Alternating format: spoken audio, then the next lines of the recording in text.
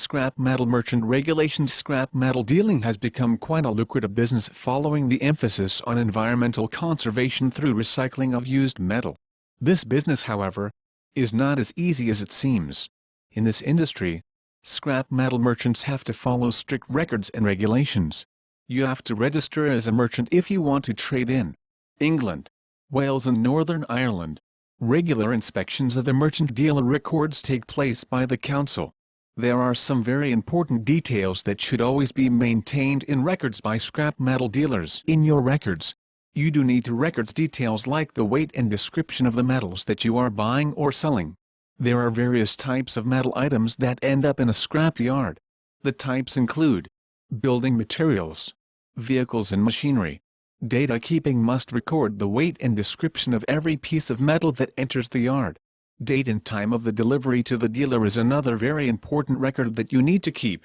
Inspectors will need to see this. The time of the sale of the scrap metal will also be needed. Addresses and names of the buyers and sellers will also need to be recorded. This will help to protect you from controversy. People have been known to steal metal products and sell it to dealers to make some quick money. Illegal activity can be combated by keeping good records. For precautionary reasons, you should record the registration numbers of any delivering vehicle. In case of illegal activity, vehicle registration details are recorded to make it easier to track any lost vehicles. There are also 3 very important rules that scrap metal dealers have to follow when running their business. Basically, there can be a lot of illegal activity propagated if the ongoing of such business are not kept under a keen watch. Scrap metal dealers therefore cannot receive any metals between 6 p.m. and 8 a.m., meaning all transactions have to be done in business hours. A further regulation by the council is that after 72 hours of receiving the scrap metal, it cannot remain in the same place. If dealers do not move on the scrap metal, it can create backlog of metal which become difficult to move.